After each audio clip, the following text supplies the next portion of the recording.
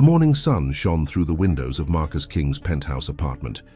He stood in front of his mirror, fixing his tie before another day at King Enterprises. At 45, Marcus had everything money could buy: a successful business empire, fancy cars, and a beautiful fiancée. But something felt empty inside him. "Mr. King, your car is ready," his assistant called through the intercom. Marcus grabbed his briefcase and headed down to the lobby where his driver waited. The drive to work was the same as always. Marcus checked his phone messages while the car moved through the busy city streets. His fiancée, Victoria Chase, had sent him 5 texts about their upcoming wedding. She wanted everything to be perfect: the most expensive venue, the fanciest flowers, the best photographers. Marcus wondered when she had last asked him how his day was going. At the office, Marcus's younger brother David was waiting with a worried look on his face. "We need to talk," David said, following Marcus into his office. "The Thompson deal is falling apart. They're saying they might go with our competitors." Marcus felt his blood pressure rising. The Thompson deal was worth millions. Losing it would hurt the company badly. "Get them on the phone right now," he ordered, loosening his tie. But before David could make the call, Marcus felt a sharp pain in his chest. The room started spinning. He tried to reach for his desk, but his legs gave out. The last thing he heard was David yelling for help, as everything went black.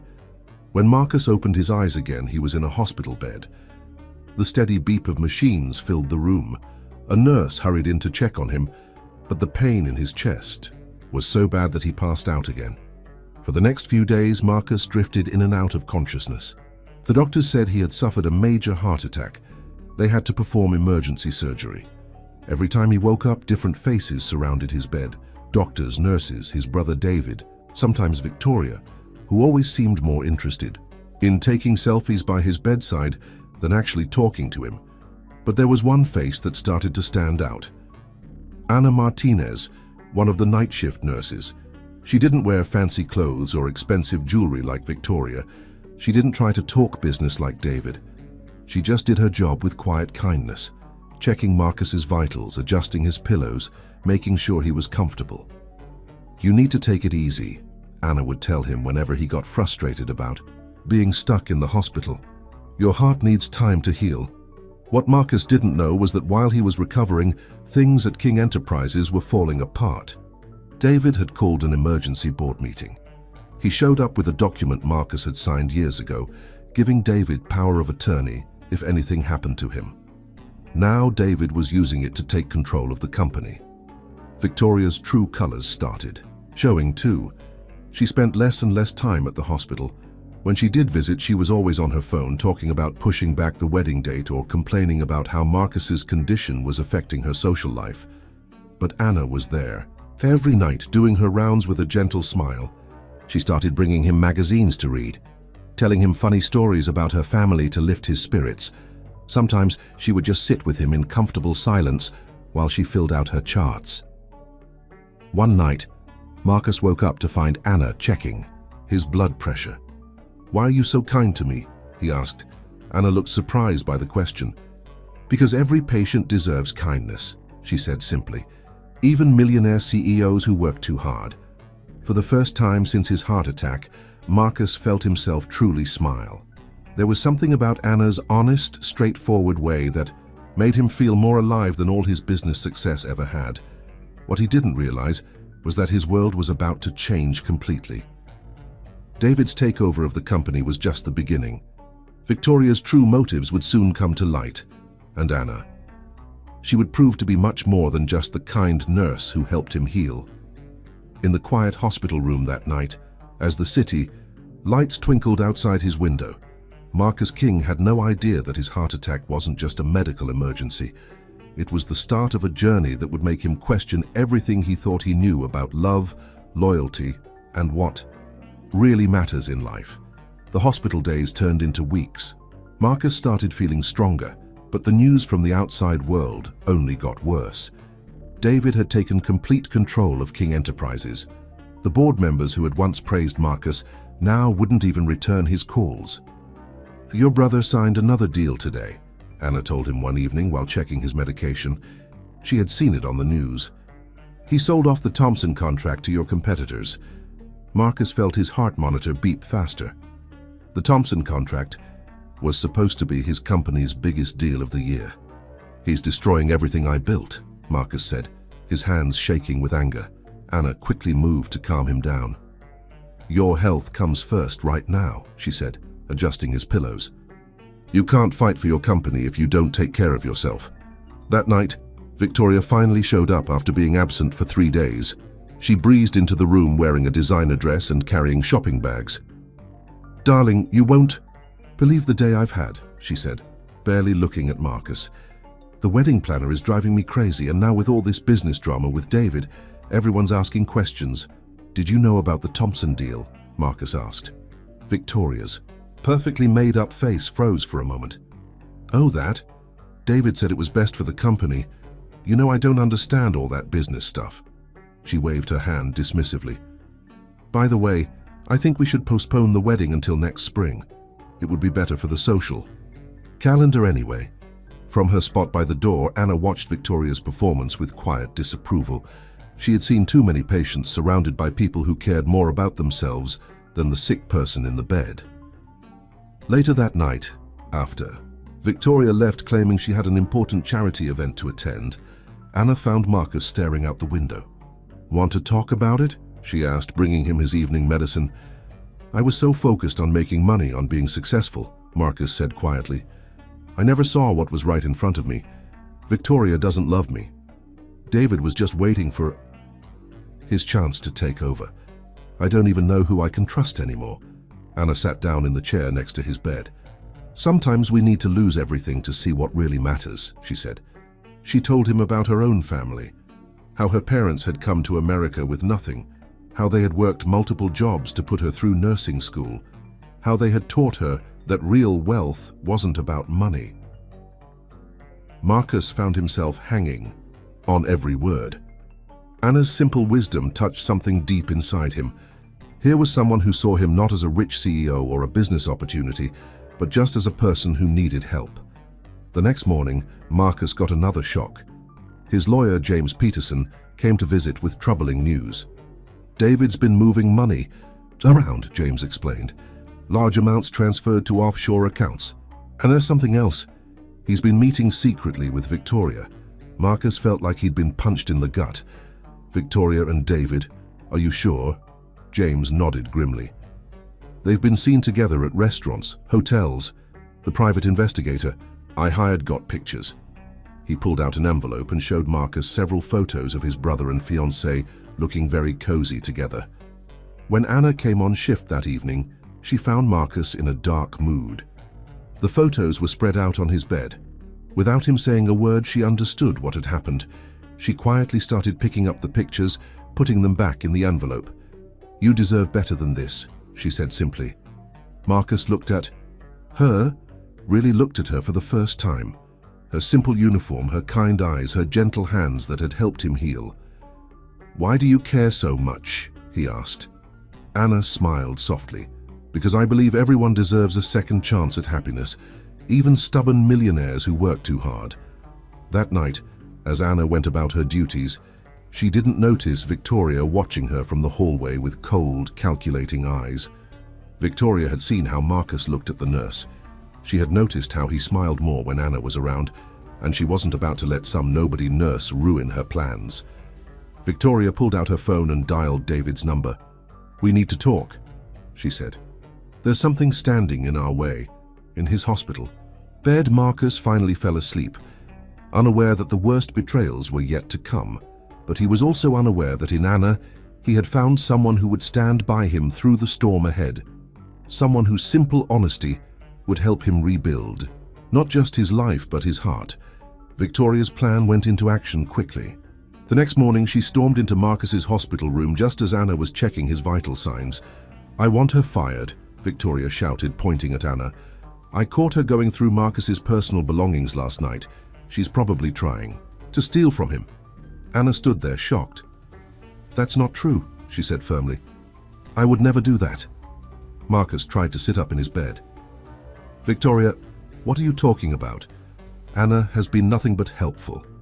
But Victoria had already called the hospital administrator. Within minutes, the room was filled with people. The administrator, security guards, even a police officer. Victoria put on a great show, crying and claiming she had video evidence of Anna stealing. "Check the security cameras," Anna said calmly. "I've done nothing wrong." Marcus watched as Anna was escorted out of the room pending an investigation. He saw the small smile of satisfaction on Victoria's face, and suddenly everything became clear. This wasn't about stealing. This was about getting rid of Anna. That night, with a different nurse checking on him, Marcus couldn't sleep. He kept thinking about Anna, about how unfair this whole situation was.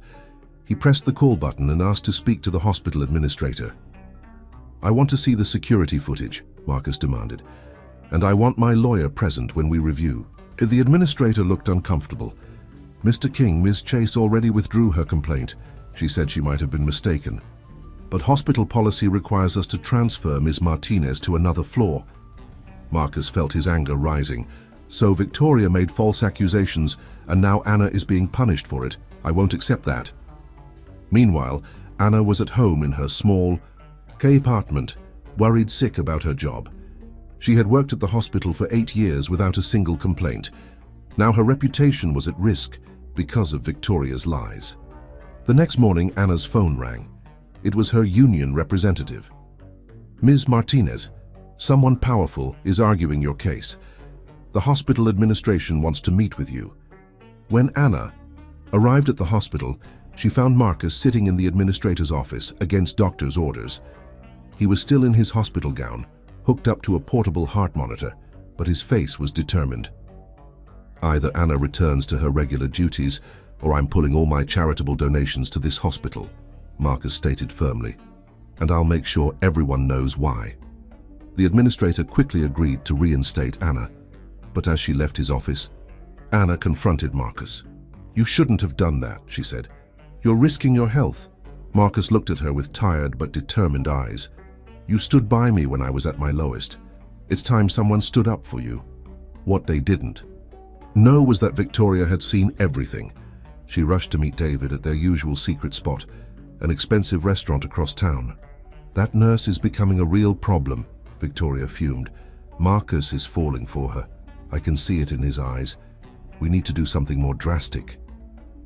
David swirled his expensive wine thoughtfully. "I might have an idea. Remember that patient who died under mysterious circumstances last year? The one Anna Martinez took care of?" Victoria's eyes lit up with cruel interest. "Tell me more." Back at the hospital, Anna helped Marcus return to his room.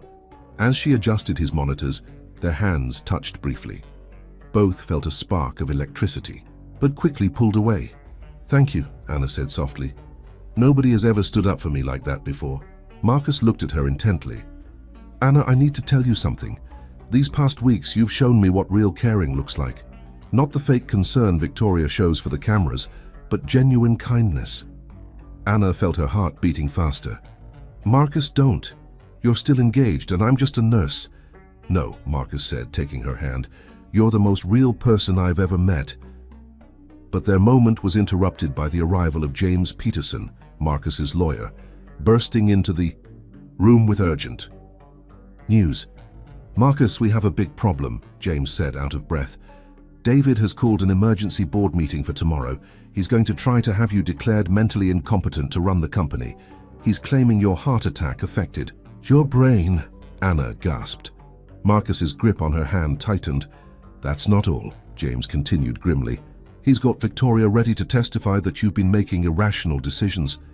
They're going to use your defense of Anna as evidence that you're not thinking clearly." Marcus looked at Anna, seeing the worry in her eyes. They both knew that Victoria and David's schemes were about to get much worse. But they also knew that something had changed between them, something that would give them strength for the battle ahead. The morning of the board meeting arrived with dark clouds hanging over the city. Marcus insisted on attending in person. Despite his doctor's protests, Anna helped him get ready, worried about how the stress might affect his heart. "I'll be fine," Marcus assured her, though his hands shook slightly as he tried to tie his tie. Anna stepped forward and fixed it for him, her fingers brushing against his collar. "Just remember to stay calm," she said. "Your health matters more than any company." When Marcus arrived at King Enterprises, the lobby fell silent. Employees who used to greet him warmly now looked away. His own secretary hurried past without making eye contact. David had done his work well. The boardroom was packed. David sat at the head of the table, Marcus's old seat. Victoria sat beside him, wearing a black dress like she was at a funeral. The board members, people Marcus had worked with for years, wouldn't meet his eyes. "Brother," David said with fake concern, "you shouldn't be here. You're not well." Marcus stayed standing, holding onto the back of a chair for support. "I'm well enough to stop you from stealing my company."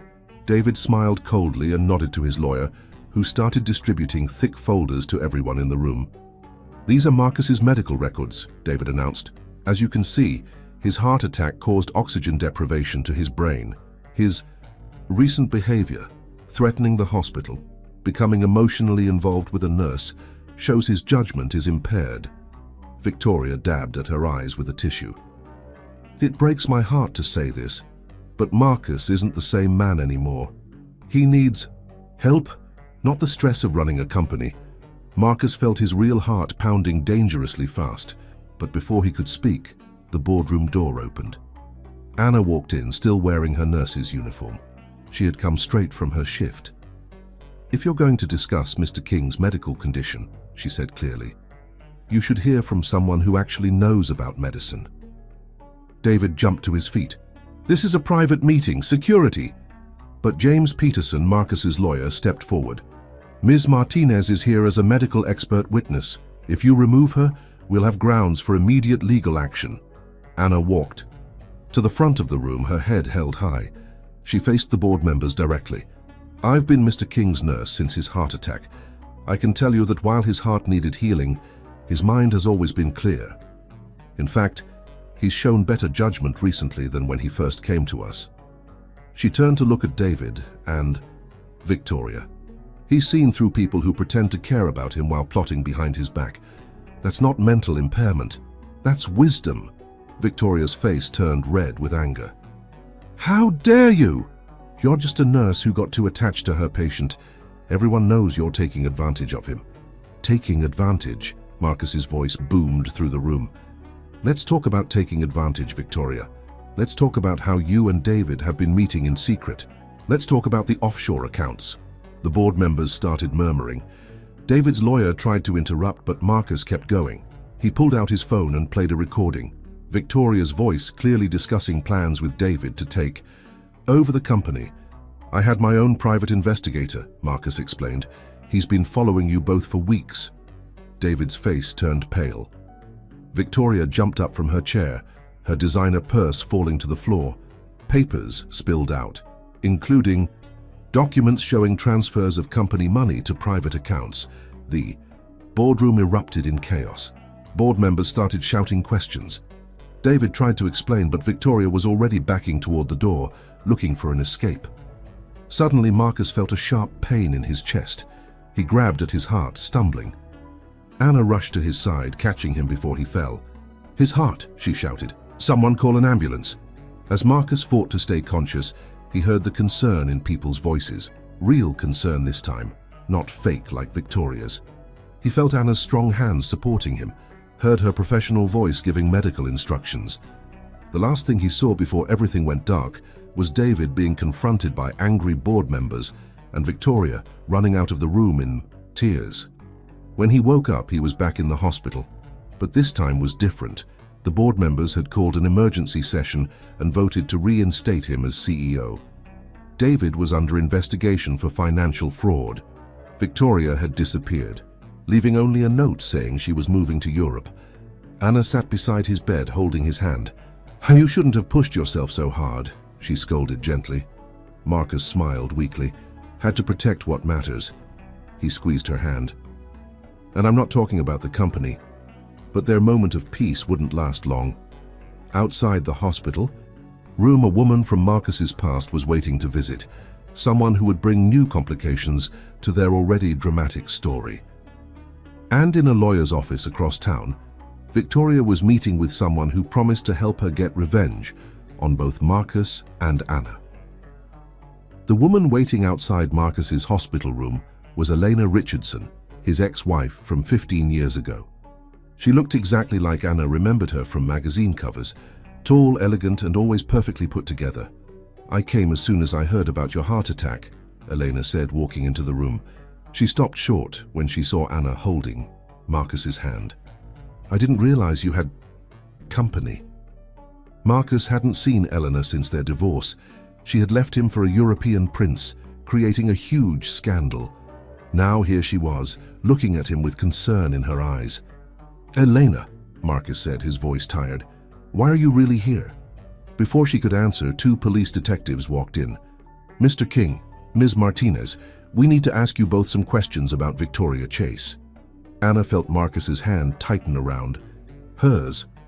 The detective pulled out a notebook. "Ms. Chase has filed a complaint. She claims that Ms. Martinez was stealing drugs from the hospital and selling them. She says that's how she got Mr. King under her influence." "That's ridiculous." Marcus tried to sit up, but Anna gently pushed him back. Elena stepped forward. "I'm sure this is all a misunderstanding. I know several excellent lawyers who could help clear this up." The detectives took statements from everyone. After they left, Elena lingered. "Marcus, you need someone who understands your world, someone who can help you fight these accusations. Let me help." Anna quietly excused herself to give them privacy. In the hallway, she ran into James Peterson, Marcus's lawyer. His face was grim. "Victoria's been busy," James said. "She's talking to every tabloid in town, spreading stories about you and Marcus. And there's something else. She found the family of that patient who died last year under your care." Anna felt her legs go weak. "Mrs. Henderson, but that was natural." "Causes. There was nothing anyone could have done." "Victoria's paying them to say different," James explained. "She's trying to destroy your nursing career." Back in Marcus's room, Elena was making her pitch. "Remember how good we were together? Before all the business success went to your head. I was wrong to leave, but I've grown up. We could try again."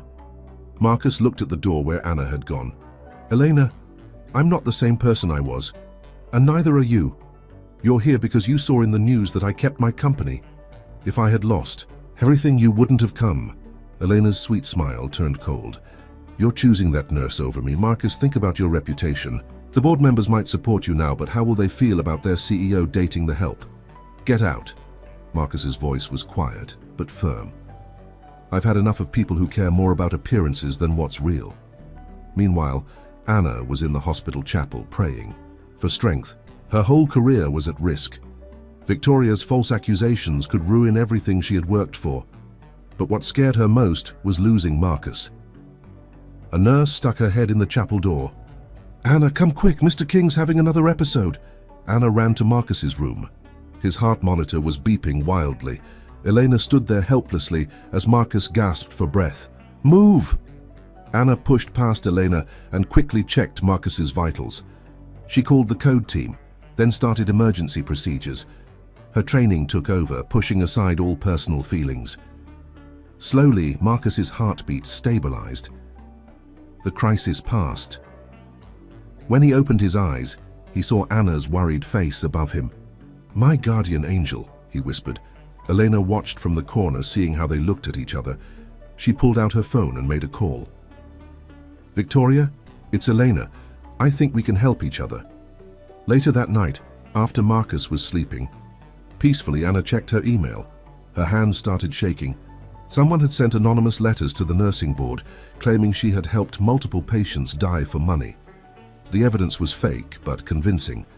James Peterson appeared at her side. "We'll fight this," he promised. "But you should know, they're also claiming you and Marcus conspired to frame David and Victoria. They're trying to make it look like you seduced Marcus as part of a plan to take over the company." Anna looked through the glass at Marcus's sleeping form. "Maybe Elena's right," she said softly. "Maybe I don't belong in his world. All I'm doing is causing him more stress." "Don't you dare give up," a weak voice said. Marcus was awake, watching her through the window. "Come in here." Anna walked into his room, trying to hold back tears. Marcus reached for her hand. "You want to know why I trust you?" he asked. "Because when everyone else was trying to take something from me, you were just trying to help me heal.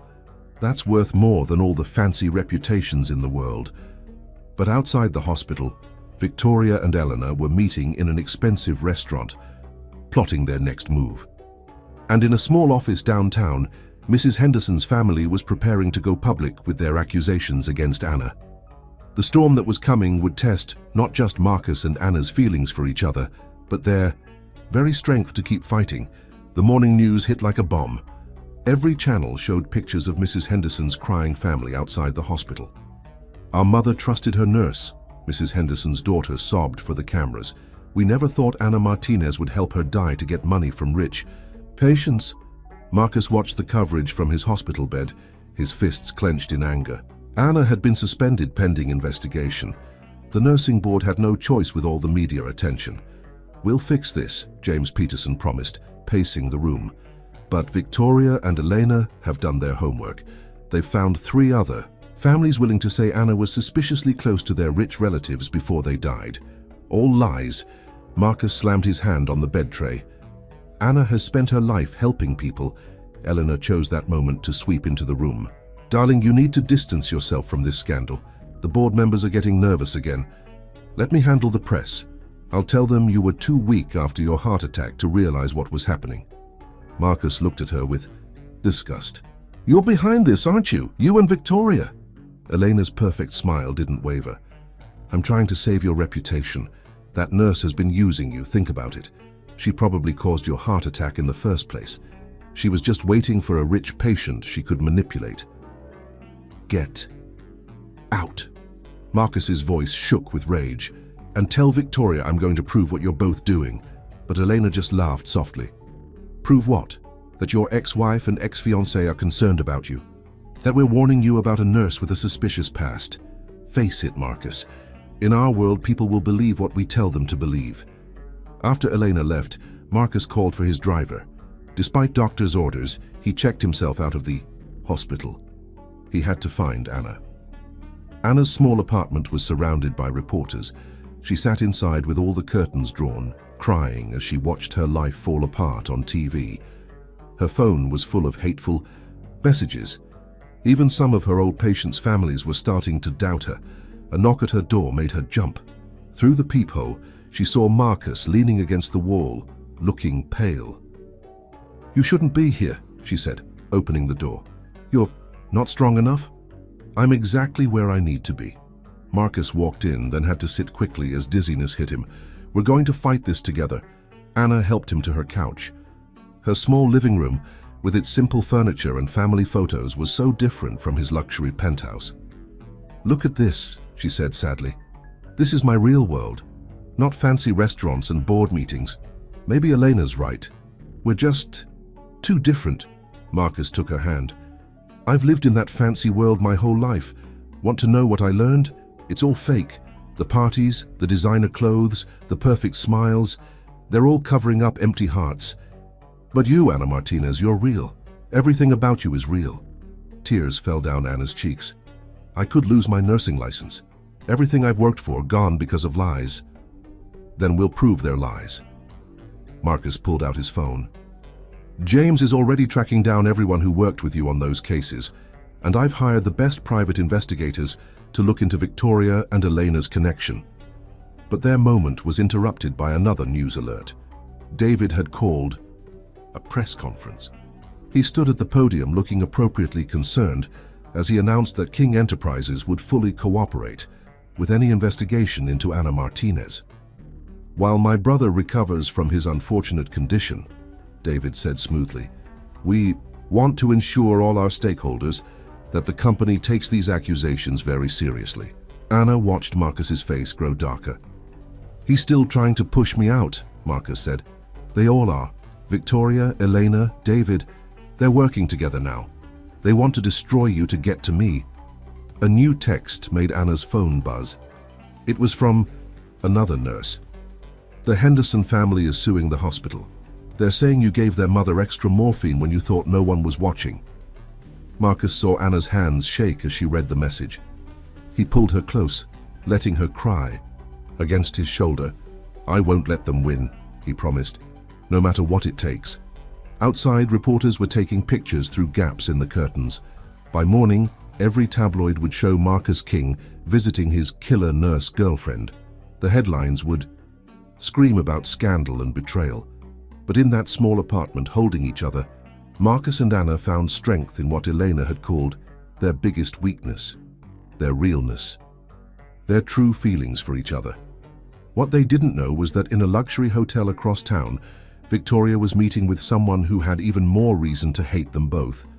Marcus's oldest son from his first marriage, a son who had never forgiven his father for choosing business over family.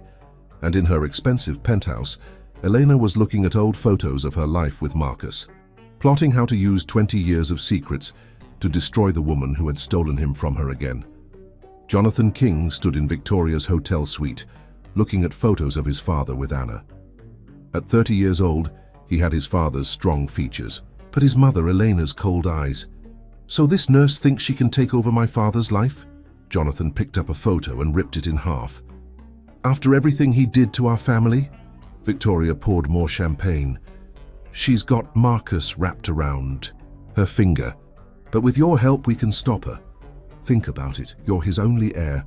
If he's declared unfit to run the company, it should all be mine anyway," Jonathan said bitterly. "I grew up watching him build that company while he was missing. My birthdays, my graduation, my whole life, he was building his precious empire. Now he wants to give it all to some gold-digging nurse." Meanwhile, Anna had gone back to her parents' small house in Queens. Her mother cried when she saw the news stories, but her father stood strong. "Mihija," her father said, hugging her. "We know who you are, no lies can change that." Marcus had wanted to come with her, but his doctors insisted he rest. His heart wasn't strong enough yet for all this stress, but he kept calling, telling her to stay strong. Anna was helping her mother with dinner when the doorbell rang. When she opened it, she found herself face to face with a young man who looked just like Marcus. "So you're the famous Anna Martinez," Jonathan said with a cold smile. "We need to talk." Anna's father came to stand beside her protectively, but Anna stepped onto the porch. "What do you want?" "I want you to understand something," Jonathan said quietly. "That company belongs to the King family, real family, not some nurse playing house with my father. Walk away now, or I'll make those accusations about Mrs. Henderson look like nothing." "Your father almost died," Anna said, trying to keep her voice steady. "Where were you then? Where was your concern for family?" Jonathan's face twisted with anger. "Don't talk to me about family. He walked away from us. Now he's trying to replace us with you. Not going to happen." Back at the hospital, Marcus was looking at old photos of Jonathan, pictures of a little boy who used to run to his office after school, who used to beg to hear stories about the business. When had it all gone so wrong? James Peterson rushed in with news. "Marcus, we found something. The Henderson family's new lawyer? He works for Elena's foundation. And the money they're using to sue the hospital, it came from an account David set up." Marcus grabbed his phone to call Anna, but Elena walked in before he could dial. "I just saw Jonathan," Elena said smoothly. "He's very upset about this nurse situation. Can't you see what this is doing to our son?" "Our son?" Marcus's voice rose. "You're the one who took him to Europe. You're the one who filled his head with lies about me." "I told him the truth," Elena shot back, "that his father cared more about his company than his family. And now look, you're ready to throw it all away for some woman you barely know." Suddenly, Marcus's phone buzzed. It was a text from Anna. "Your son just threatened me, but I won't let him scare me away from you." Marcus felt his chest tighten. Now Jonathan was involved in their schemes. How far would they go? Anna's parents insisted she stay the night. As she lay in her childhood bedroom, surrounded by old nursing school books and family photos, her phone lit up with a message from an unknown number. When she opened it, her blood ran cold. It was a video of Mrs. Henderson's last night at the hospital. Someone had edited it to make it look like Anna was tampering with the medication. They had even added shadows to make it seem sinister. "See how easy it is to create evidence," Jonathan's message read. "Walk away from my father, or tomorrow every news station gets this video." Anna's hands shook as she called Marcus. When he answered, she could hear the pain in his voice. "They're all working together now," she said. "Victoria, Elena, David and Jonathan. They won't stop until they've destroyed us. Listen to me, Marcus said firmly. Tomorrow morning I'm calling a press conference. No more hiding, no more letting them spread their lies. It's time to fight back. What Marcus didn't know was that his own body was about to betray him. As he hung up the phone, he felt a sharp, crushing pain in his chest, worse than his first heart attack. As he fell to the floor, his last thought was of Anna. Would she know that none of this was her fault? Would she stay strong without him? The night nurse found him minutes later, already unconscious. As the emergency team rushed him to surgery, Elena and Jonathan arrived at the hospital. This time, they were ready to make sure Anna never got near Marcus again. The hospital corridors echoed with urgent footsteps as doctors rushed Marcus into emergency surgery. Eleanor paced the waiting room while Jonathan made phone calls, making sure they controlled who could visit Marcus afterward. Anna was still at her parents' house when she got the call about Marcus's second heart attack. She jumped in her father's old truck and raced to the hospital, her heart pounding with fear. But when she arrived, security stopped her at the entrance. "Sorry, Ms. Martinez, we have strict orders. Family only." Through the glass doors, she saw Elena talking to the hospital administrator. Elena saw her too and smiled that perfect, cruel smile. "You can't keep me away from him," Anna told the security guard. "I'm his nurse." "Not anymore," Elena said, walking over. "You've been suspended, remember? And as Marcus's ex-wife and the mother of his son, I've taken charge of his medical decisions. He needs peace and quiet, not more stress from complications." Anna felt tears building, but refused to let them fall. He needs someone who actually cares about him, not people who see him as a way to get money and power. Jonathan appeared beside his mother. "Haven't you caused enough damage? Look what falling for you has done to him. 2 heart attacks? Maybe if you really care, you'll stay away." Inside the operating room, doctors worked desperately to save Marcus's life. His heart had been weakened by the first attack, and now the stress had nearly killed him. James Peterson found Anna sitting in her truck in the parking lot, crying. "Don't give up," he said, climbing into the passenger seat. "I've been doing more digging. Want to know what I found?" He pulled out his tablet and showed her some documents. "Remember when Elena left Marcus for that prince? There was no prince. She left because she had been stealing from the company, and Marcus was about to find out. But instead of turning her in, he let her go for Jonathan's sake." Anna wiped her eyes. "Does Jonathan know?" "No. Eleanor told him Marcus sent them away because he chose the company over family. She's been poisoning him against his father for 20 years. James showed her more files. "And guess who helped Elena hide the stolen money back then? David. They've been secret partners for years." "So this isn't just about me," Anna said slowly. "They're using me to hurt Marcus because he once showed Elena mercy?" "Exactly. And Victoria? She was David's girlfriend first. They planned for her to seduce Marcus so they could take over the company. But then Marcus fell for you instead, and their whole plan fell apart." Suddenly Anna sat up straighter. "Mrs. Henderson's family. They said I gave her extra morphine when no one was watching, but there would be records of all medication given. And security cameras," James smiled. "Now you're thinking like a fighter. I've already subpoenaed the hospital. Records from that night. They're going to prove you did everything right." But inside the hospital, Elena was also busy. She found the night nurse who had been on duty with Anna during Mrs. Henderson's last hours. "How much?" Elena asked, pulling out her checkbook. "How much to say you saw Anna Martinez tampering with the medication?" The nurse, Susan Parker, looked at the checkbook with tired eyes. She had 3 kids in college and a sick mother to care for. I can't lie. Anna is a good nurse." Elena wrote down a number and slid it across the desk. "Everyone has a price. Think about your family." Meanwhile, Jonathan sat by his father's bed in intensive care. Looking at Marcus's pale face, he remembered being small, sitting on his father's lap, while Marcus explained how the business worked. Had his mother lied about everything? But before he could follow that thought, Victoria burst into the room. "Jonathan, the board members are asking questions. We need you to sign these papers while your father's unconscious.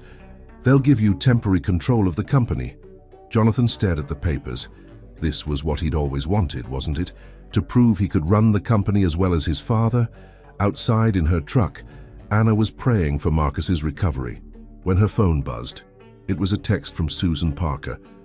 "Meet me in the hospital chapel, there's something you need to know." Anna looked up at the hospital windows. Somewhere in there, Marcus was fighting for his life. And now she had a choice: stay safely away like they wanted, or fight back. She got out of the truck and walked toward the hospital entrance. This time she wasn't going to let anyone stop her from reaching Marcus. What she didn't know was that Eleanor had seen Susan's text message, and she was already making plans to make sure that meeting in the chapel never happened. The hospital chapel was quiet and dark when Anna slipped inside. She saw Susan Parker already waiting in the back pew, nervously checking her phone. "Cannot I have to tell you something?" Susan whispered. "About Mrs. Henderson's last night. Elena offered me money to lie about you, but I can't do it. I was there. I saw how hard you fought to save Mrs. Henderson." Before Anna could respond, they heard footsteps. Elena appeared in the doorway, her face twisted with anger. "You stupid woman," she spat at Susan. "I offered you enough money to put all your kids through college. Instead, you want to play hero?" More footsteps echoed in the chapel. Victoria and David emerged from the shadows. Anna felt her heart race as they surrounded her. "You just won't. Go away, will you?" Victoria sneered. "The faithful nurse, so pure and good. You're ruining everything." "That's enough." A new voice cut through the darkness. James Peterson stood in the doorway, holding up his phone. "Say hello to the hospital." "Security cameras. I had them turned back on 10 minutes ago. Everything you just said has been recorded." Elena's perfect composure cracked. "You can't prove anything." "Actually, we can." Jonathan stepped out from behind a pillar. His face was pale with anger. "I heard everything. How long have you been lying to me, Mother? Did Dad really send us away, or was that just another story to make me hate him?" Elena reached for her son.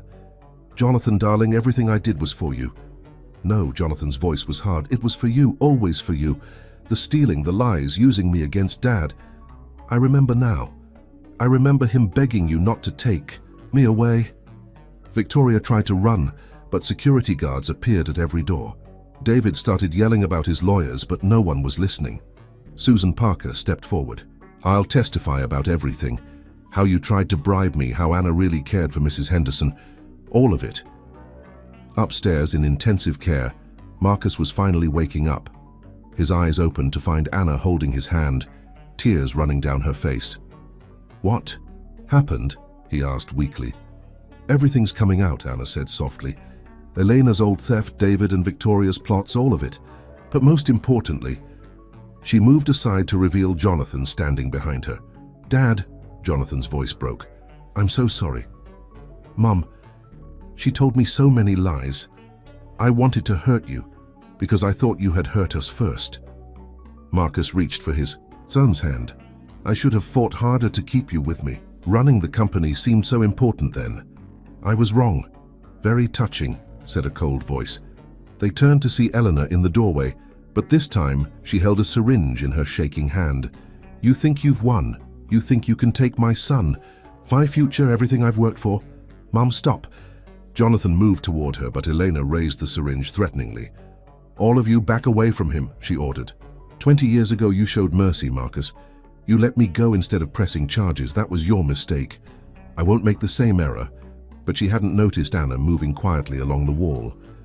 As Elena stepped toward Marcus's bed, Anna grabbed her arm, using the self-defense moves her brother had taught her.